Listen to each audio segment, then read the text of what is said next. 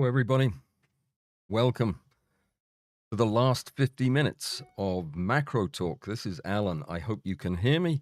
This has been a bit of a nightmare tonight. It's a happy birthday gift from the Google folks, I guess. My stream key, whatever that is, went missing, and yeah, couldn't find it. Didn't know what it was, and it's taken a while to get it set up again. I do apologize. Very frustrating. There's no way to know that this is going to happen until you're actually on the air. So, tell you what, I also don't think this microphone is working as well as it should. I'm going to switch to another one. Forgive me. Let me just find the right one. We'll go with this one. Let's see if that's any better. Well, at least it looks like it will be. We're talking about product photography tonight for the obvious reason that this month is Product Photography Competition Month. So I thought I would give you a little background, tell you what I know about it, and then possibly on Thursday do a little bit of a demonstration and show you how to take a product picture. It's something I've been doing for years and years. I really enjoy it. It's really a great way to learn how to do macro photography. But anyway, thank you all for coming, and let me see, Thursday, Macro Talk 2, we have the second installment of this where I'm actually going to do the demonstration and give you some hands-on practical advice on how to take a picture that looks like it's for marketing reasons. And yeah, it's pretty straightforward, but there's a lot of detail to it. So that's what we're going to talk about Thursday. Friday, crystal art.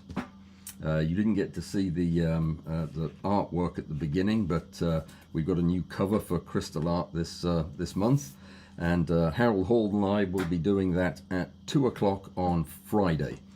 And the invitation is in this week's blog post, which is over on Discord, and it's over on my website, www.alanwallsphotography.com/blog/more product, because I called it product last week.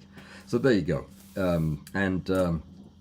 What exactly is crystal art? You're probably saying to yourself, and I would show you if I had had the chance to get this all set up, but I'm going to find a way to do it. Hang on just a second.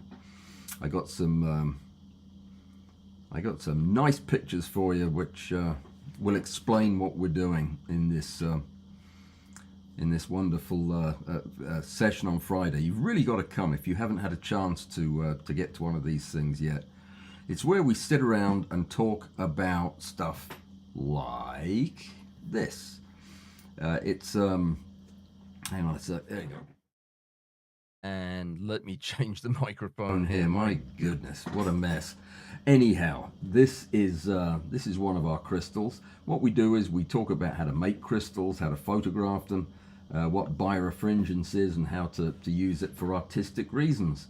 So yeah, these are all great fun things to talk about. We compare notes and show off pictures. This week, Harold is going to be telling us a little bit about his past, what got him into crystal photography, and I'm going to be showing a few pictures of my own. These aren't the ones. I'll find some other ones that you'll like. But I've got a whole bunch of crystal video that I'm also going to try to edit down and bring to show on Friday.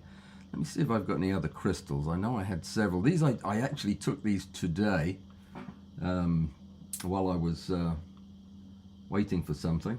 There you go. Not very good picture there, blown up like that, but yeah, I've got some great pictures to show you on Friday.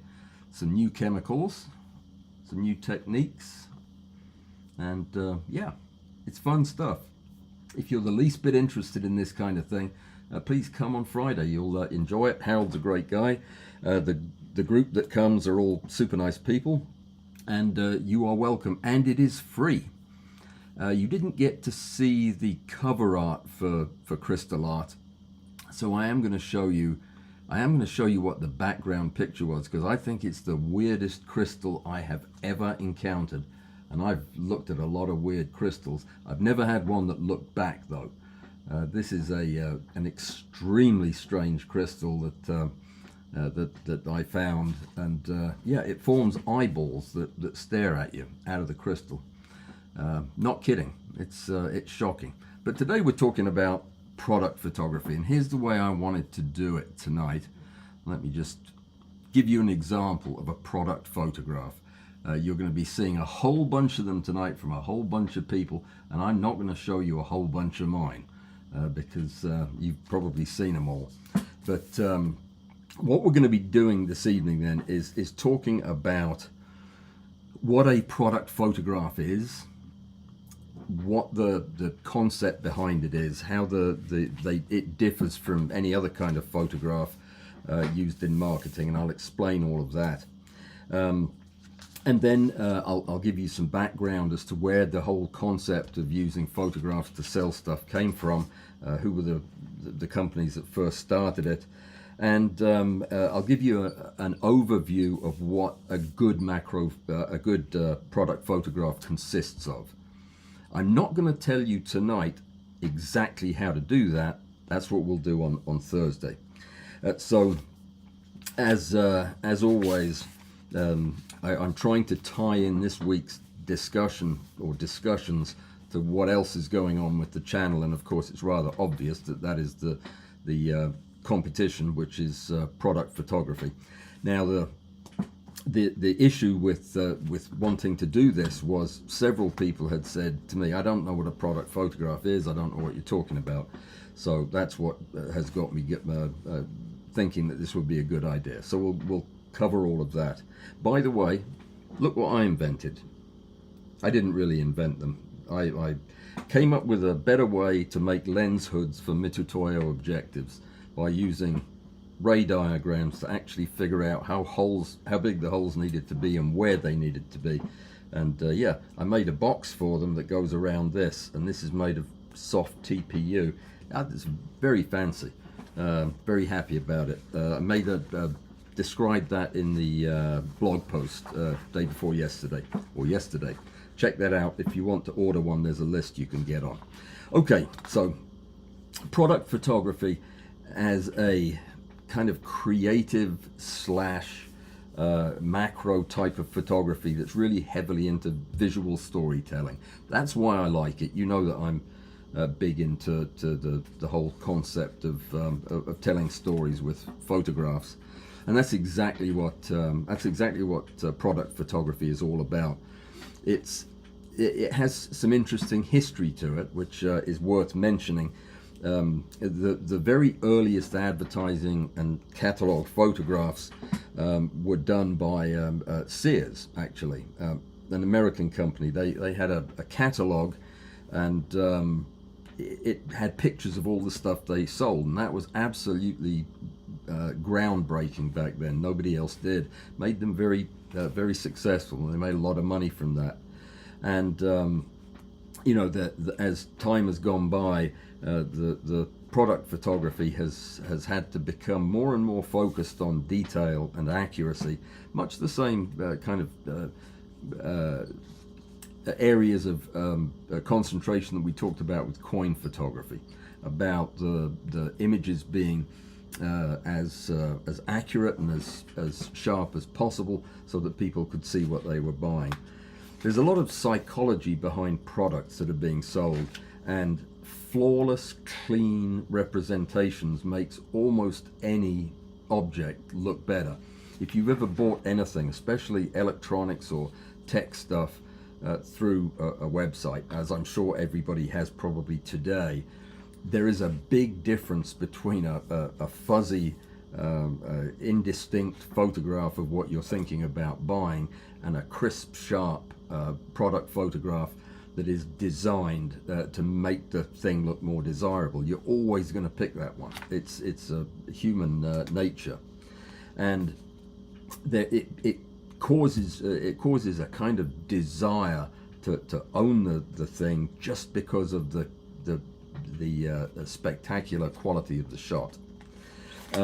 Color psychology is super important in products, but it's really more in the way the product labeling and packaging and materials colors are designed, less so in the way that they're photographed, but our job is to photograph them as accurately as possible.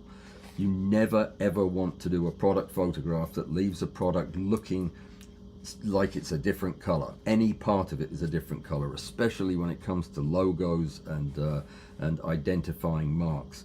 So the actual psychology of the coloring is left to the designers of the product. We have to just reproduce it super accurately using any tools that we have. We also pay attention to texture, and we have to use targeted post-production concentration on certain parts of the product to bring out relief where there are things like on the camera I showed earlier, when there are parts of the camera that have a texture that needs to be seen to give a kind of a tactile feel to the photograph that you're showing. So these are all important. And then telling stories with these objects that we're presenting to the public is super important. Whether the subject is floating on a white background, as you will often see in pack shots, or if it's in a context, in an environment, if somebody's using the device, or eating the food, or holding the airline ticket, whatever it might be, if it's shown in context, you need to use the context extremely carefully, so that the context doesn't take over the subject, and the audience can see what it is that you're trying to interest them in. And we're going to look at examples in the second half of this. I'm going to introduce you to my favorite product photographers. There's 5 of them. I'll show you examples of how they do all of this and show you the subtle differences, hopefully to inspire you to come up with a picture of your own for the competition. There's a real parallel here to what we do in macro, as you've probably already picked up on. We are either doing our macro photography in a studio where we control all of the light, we control all of the motion, everything is at our fingertips, and we do everything we can to create photographs that are not just pleasing but accurate to the colors and shapes. Then we go out in the field, and it's a much more organic process. It's exactly the same in product photography. You'll see these lifestyle product photographs that are captures that show the product, whatever it might be, being used by real people, and it's a very similar way to we are in macro photography, that we don't want to in any way impede on that story. We want to show it cleanly and clearly, and it's the same thing with product photography. It's really demanding. I love the studio stuff. I'm not very good at the outdoor stuff, to be honest. It's very, very hard to photograph products in a kind of lifestyle setting, because you have to know how to deal with actors and what have you, and I certainly don't know that. The kind of challenges that product photography faces are the same things we do. Shiny, reflective surfaces being very, very common, because a lot of these products have glass or metal or plastic, and all of that leads to all kinds of reflective problems. Complex, weird shapes, like watches that have a glass surface on the front, then a metal surface around it, and then another colored surface on the dial, and it's all reflective, and it's all convoluted and complicated. Same with jewelry and electronics. It can reflect light from every imaginable angle back into the camera. So we know how to do this, though. We know how to treat light that's bouncing around. We know how to treat multiple reflective surfaces at the same time. We know how to use polarized light, diffusers, camera position, light position, cross polarization. We know how to use that, and that's exactly the same kind of technique that the product photographers use. Other things that cross over with what we do in macro photography are using microscope objectives. That is very commonly done for showing superfine detail, for example, in watches and jewelry. So a lot of the better product photographers know how to do high magnification and microscope objective based photography, and they almost all will use focus stacking at some point. Now they're a lot more creative. Product photographers are a lot more creative using tools like tilt shift lenses, and getting a depth of field that is more tailored to the actual layout of the subject. Of course, this is in the studio, so they're controlling everything, but it's a great way to extend the depth of field of a macro lens, for example.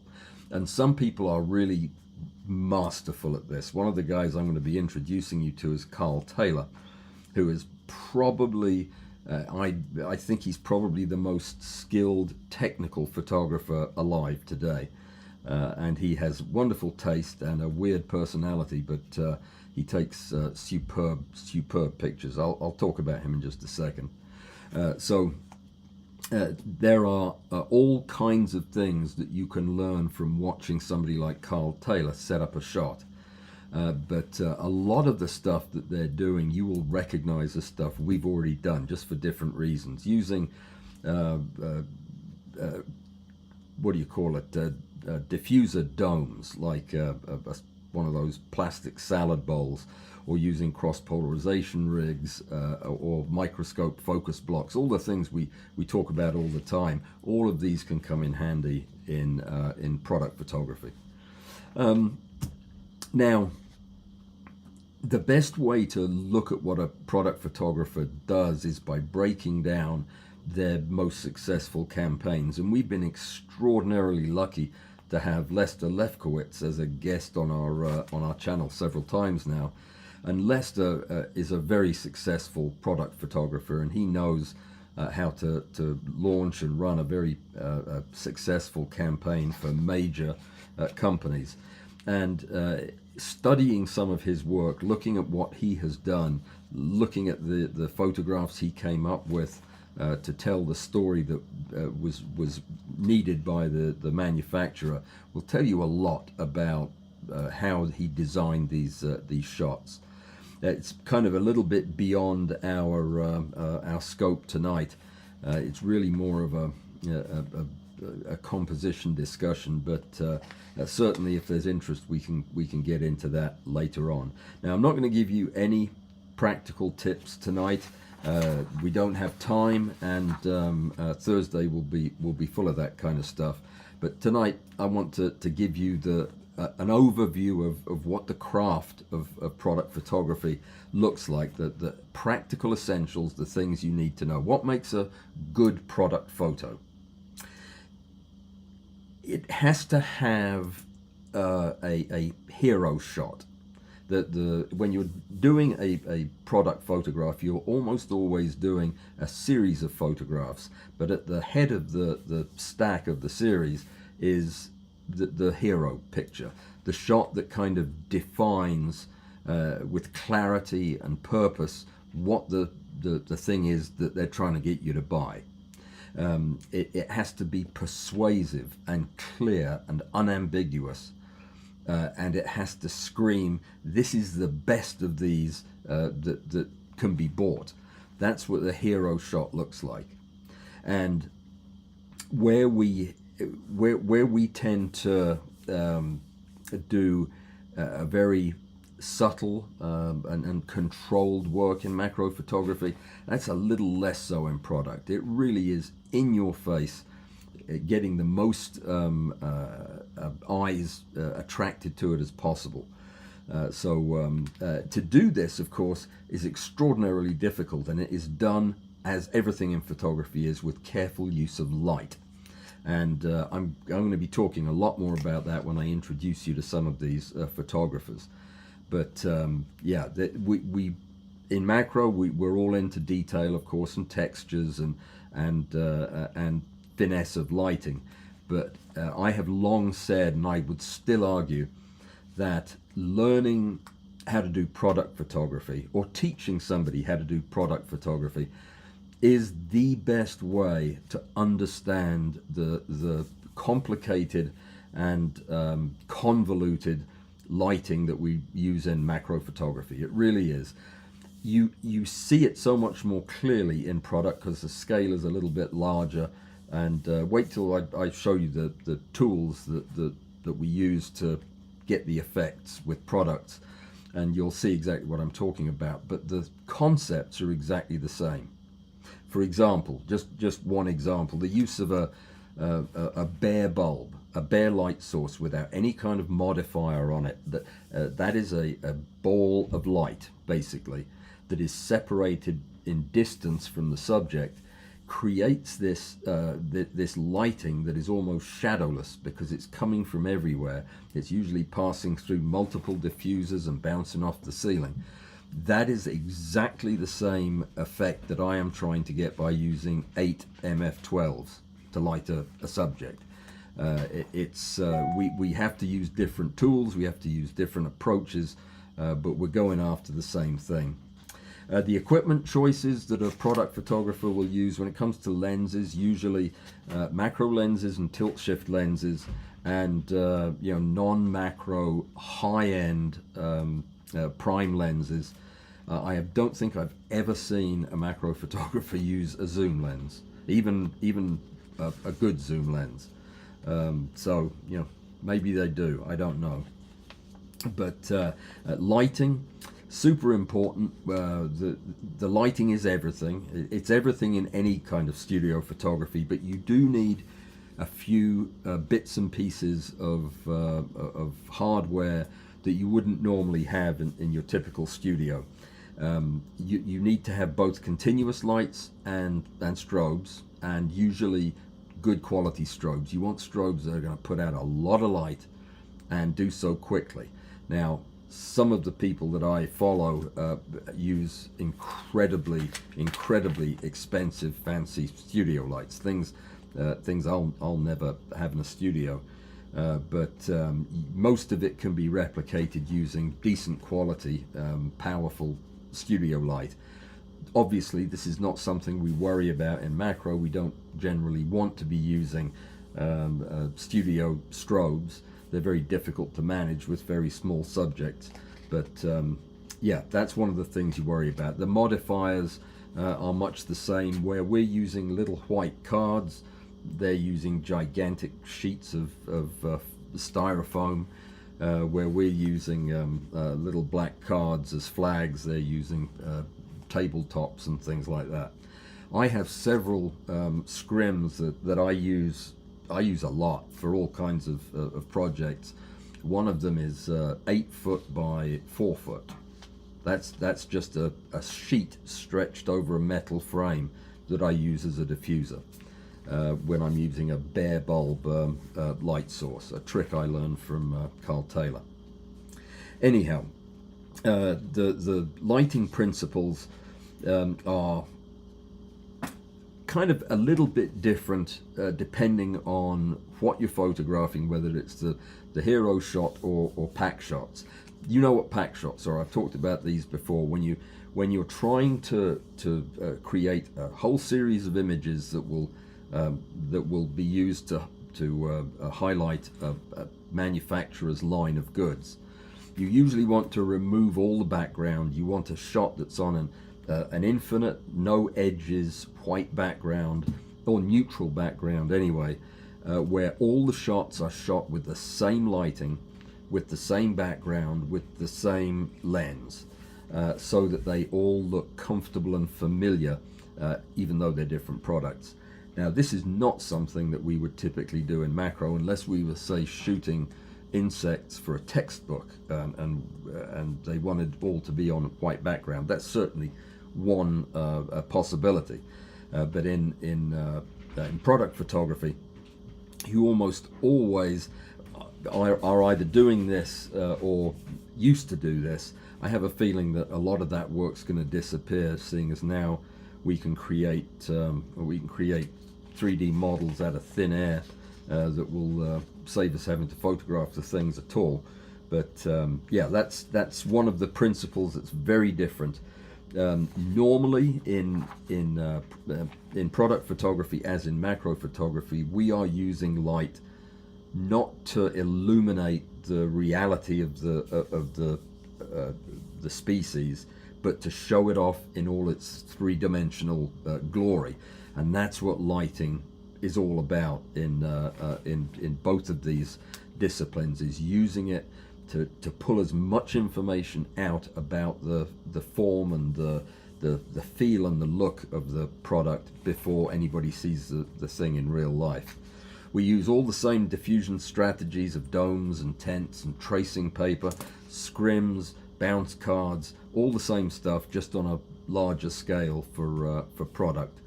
Specular control is managed with polarizers, cross polarizers, flags, diffusers, camera position, light position, all the usual stuff. And it's just a slight difference in scale. Composition and perspective. Product photography is all about super clean lines and showing things like symmetry and reflections and managing the horizon. It's all about getting the whole environment consistent with the product, and I'm going to show you examples of that. Macro style is more, it more emphasizes textures and interplays between textures of the subject and the background. We're trying to demonstrate a real world environment which our subject is existing in, whereas in product photography you're trying to create an unreal environment where you want to be. That's buying this perfume will put you in that kind of place. So it's much more towards suggestive than it is practical. But in both cases, you want to avoid distortions. There is absolutely no place in product photography for having significant lens distortions, for having curved lines where they should be straight, and it will jump out at you immediately and it will ruin the photograph. And that's one of the things we're going to be looking at in this competition, is when you're photographing straight lines, they absolutely need to be straight. So there is an expectation that square objects will actually be square in the two-dimensional photograph. Practical workflow that we're going to talk about on Friday is how you I go on and on and on about meticulously cleaning bugs, because it is the one thing that you can do that is going to boost the quality of your image, regardless of what else you do. It's going to look better if it's a clean bug, and it's worth spending whatever time it takes to get the dirt off the thing and get its hair combed if necessary.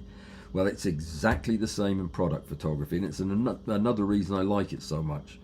I spent ages spraying bottles with a mixture of glycerin and sugar that I used to look. It looks like it makes a sticky mess, but it looks like condensation of a very cold bottle in a warm environment, and it looks very interesting and very nice.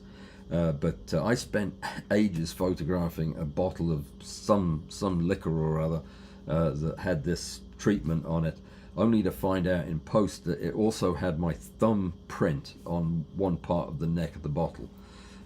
That kind of thing, no. Fingerprints have got to go. Props, when they're used, have to be, if you're using props as props to hold your subject in position, of course you're going to end up photographing them, but you need to remove them completely at the end, and we will go through all of that. It's almost unheard of for a studio product photographer not to be shooting tethered. I mean, it really is so important to make sure that you're getting every little detail and not missing a thing, which is very hard to do in the back of the camera, as you know. Something we do in product, just like we do in macro, is when we do find issues, we incrementally try to reduce the damage.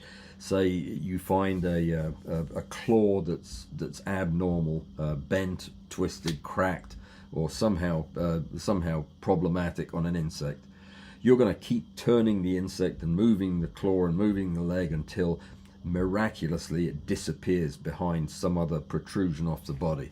And that's exactly the same in product photography. You'll move this bottle of perfume a millimeter at a time. It seems like half the day, until suddenly the light hits it the way you want it to. It's really difficult to do, but it's well worth the effort. And focus. I am not a big fan of focus stacking in product work because it introduces artifacts which have to be fixed, and you don't want to be doing too much in post, really, in my opinion. Some is necessary, but you really want your lighting, your colors, your geometry, everything to be perfect out of the camera. Now, why is that? It's just because when you're giving a client photographs of something that has a particular shape and a particular set of colors, you don't want to complicate doing that for them. You don't want to make it to where you have to do a whole round of color corrections after you come out of a focus stacking program, or you have to change the geometry. So it's better to work on getting it all done up front. That's what we'll talk about on Friday. If necessary, you've got to use focus stacking if you just can't do it with a single shot. You really want to get a balance in the depth of field, somewhere between being absolutely real and being an idealized concept. It's difficult. It all depends on how you're setting up the shot, and we'll look at that as we go along. It's no different than we manage depth of field when we're close in at high magnification. We either make the decision to focus stack, or make the decision to get the best possible plane of focus on the subject so that we get what really matters, usually the eyes or the mouth parts, in sharp focus. All right, so the most common mistakes that are made, I think, in product photography are over-processed pictures is the first thing. Artificially boosted colors that have unrealistic, unbelievable levels of just nerve-jangling color. Underthinking backgrounds and reflections. It's very easy to over-process and to get kind of crunchy looking photographs. It's very easy to not pay enough attention to the background and have a background color that is not complementary, or have the lighting that is clearly coming from a different direction than the lighting on the subject. Looking for consistency across the picture is super important. And there's a there's a thing that happens in macro photography with me anyway, where if I have a subject I'm particularly excited about, I will get overwhelmed by my interest in photographing it, and I will start forgetting the basic principles of taking a good photograph. I'm so eager to get it photographed. This is way worse out in the field, where I see something and I just have to have a photograph of it, and just throw all my training out the window just to get the picture, and it's usually rubbish. So product photography, sell ideas that it's not that different from what we do in any other kind of photography, but the goal of a good product photograph is to make somebody want to have the thing that you photographed. Not always the case with bugs, mind you. Sometimes people just don't want the thing that you photographed, but otherwise they're pretty much alike. The photographers that I wanted to talk to you about in the last 15 minutes, and that is really going to be a crazy rush to get through them, and I wanted to show you their websites as we go, were let me see, Lucas Zarabinski. He's an American guy, And I am gonna see if I can't find where I made a sheet of notes so that I could just go straight to their websites. And when I was getting that key thing sorted out, I lost it. So let me see if this is any of them. No, hang on just a second. Chat amongst yourselves. It is so frustrating doing this. Yes. One more look and then I'll try to do something else. All right, that's not it either. Okay. All right. You know what? I'm just going to type in that. Fortunately, most of the folks that I'm going to be introducing you to have very, very simple websites, which is very, very useful when you mess it up like this. So and you can actually follow along on your own computer if you so desire. Let me see if I can find the first one.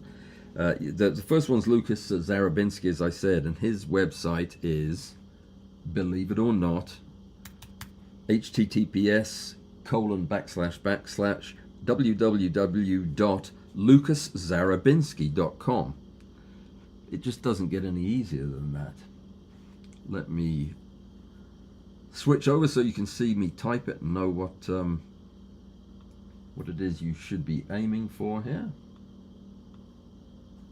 So it's Lucas, ZAREBINSKI.com. Be right. It was right. Okay, so Lucas is probably one of the more productive. He does a lot of stuff. He's based in New York, and he has some very cool signature techniques, and he loves to do. He's more of a concept artist, so everything that he does kind of tells a story. It's much less a matter of just showing the product. It's got something going on behind it that makes it more interesting, I think, than the average product photograph. He does a lot of cosmetics, as you can see, but a lot of lovely ideas to make the ads more interesting and memorable. So let's see. He does quite a bit of food stuff, and he also tells stories using motion. So you see a lot of these water splashy things. I love doing this stuff too, though I've never poured liquid makeup on the floor like that. I don't think I'd do that. His food is kind of a blend of motion and really nice studio work. He has just lots of really interesting kind of stories. Yeah, I guess that's the best word for it. Stories that just go along with the food. He obviously spends a lot of time putting these ideas together, and it does look quite makes me hungry looking at it. Actually, is what it does. I want one of those hamburgers. Anyway, this is Lucas, and he's probably the most inspiring to me because of the way he tells stories, and I love it. Very, very clever, and you should check him out. Check out all of these guys because I think they're all awesome. He has a way of, he does this thing where he builds a set on a desktop on his in his studio, so that he can build up these miniature kind of worlds, I guess, with food components in this case. Uses lots of shadows and geometry to make everything look consistent, and yeah, does great with food, and has a great sense of humor as well, actually. Try chewing quietly for once. I love that. And He does have some digital stuff in there. I imagine that this smoke is probably an example of that, but I don't know. Don't know that for an example. I know that he does use CGI a little bit for some of his stuff, which is fine. And he's pretty well known for using unconventional light, the really harsh or angled light. Colored light is another thing that he uses that some people are loath to get into. Let me see. I think in case we run out of time, I want to jump straight away to. Let me find. You can look at how many of you there are there while I do this. I can't look at it from over there, so I'm going to go to Carl Taylor's site, which is www.carltaylor photography. No, he has two sites. One is his education site and one is his photography site, and it's the photography site that I am going to take you to. And Carl Taylor is probably, in my opinion, there's no probably about it. He is the best product photographer and the best studio lighting photographer alive today. Now, I haven't met them all, so I might be slightly off on that, but he is masterful in the way he lights stuff. If you have ever seen one of his videos where he walks through the entire setup of one of his campaigns, he will take days to get a shot like this, which appears to be two whiskey glasses colliding in midair. He's very, very sought after for his whiskey bottles, and he did one with Dalmore, which is a Scottish whiskey that it was the most spectacular whiskey bottle I've ever seen. Let me see, we've got apparently on. The other thing, of course, he does is high-end perfumes like this bottle of Tom Ford Black Orchid. Absolutely masterful with the light and the shadow. His work is really subtle, and I think of him more as a physicist. If you watch one of his videos, you'll watch him measuring and calculating angles and using like 15 lights, some lights just to get 3 or 4 photons to bounce off some part of a watch face. And at the time you're watching it, it doesn't make any sense until you look at the final product, when it makes all the sense in the world. I'm not crazy about his people photography. I think there are better people photographers out there, but there are very few people who can manage what he can with products. These are not products. I have a whole series of sunglass images that I took based solely on on Carl Taylor's historic work with glasses. In really, really classy guy, knows how to deal with reflections and lighting on spectacles better than anybody. He uses a couple of techniques that are really, I think, unique in photography, the way he uses them in combination anyway, and that is he uses gradients for almost everything. Every light that he adds, he's looking at where it picks up, where it peaks, where it drops off, and exactly the angles that it does everything at. So when he's setting up, one light from across the studio with a scrim for this, he wants to see exactly where that light is going to be cut off by the shape of the can, and then he moves on to the next light and the next light, and he's probably got 2 lights up on the ceiling for the side of the bottle here. So there are very few people who use gradient lighting like he does, at least uses it as mindfully as he does.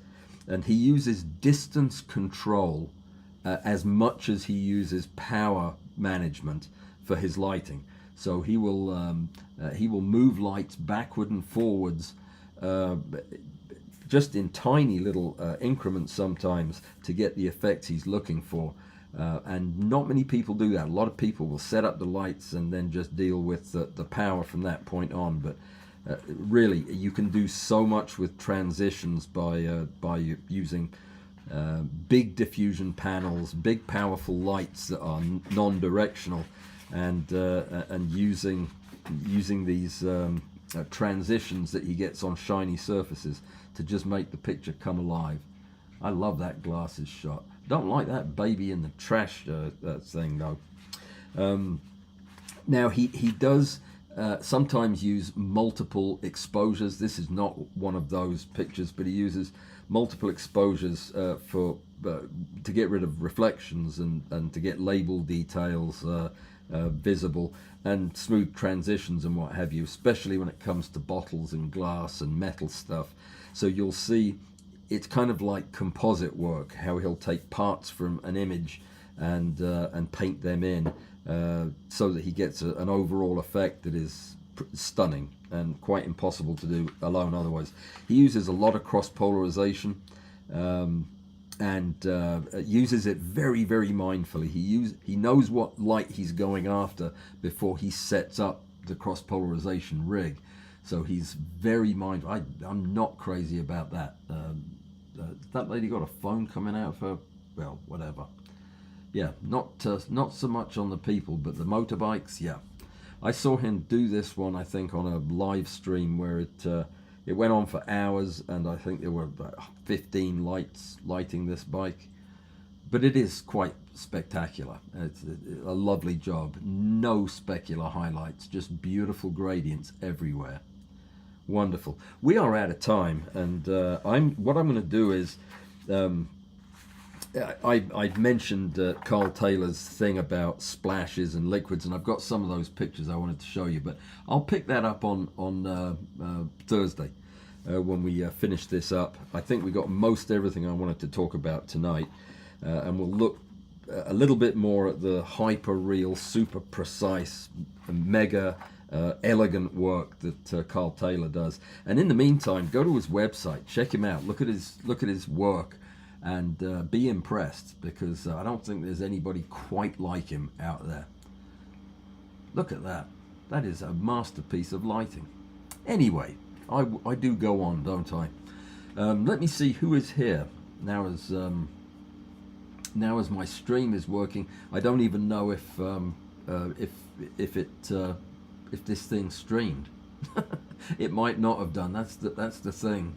You think you're setting it up, and then it's oh no, it is streaming. Yeah, my goodness.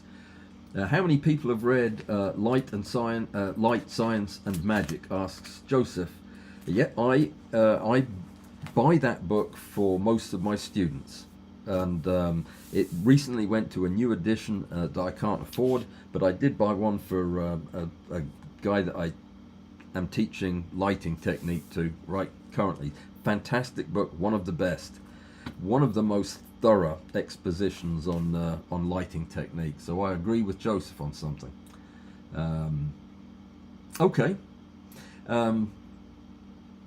AI generated images are already killing product photography. Yes, they are, Roy. I talked about that last week, and it's absolutely true. I mean, why would you pay Carl Taylor to $3,000 a day and fly him to Paris to photograph a handbag that you can buy a 3D model of and put it in any setting you want?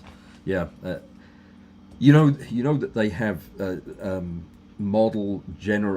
computer generated models now that they're selling as actors to use in movies. They're completely CGI'd. AI, of course, doing it all and making them super realistic, and you can't even tell they're not human. Anyway, there you go. Very depressing. We are out of time. It's straight up 9 o'clock. It's my birthday today. What a tough birthday.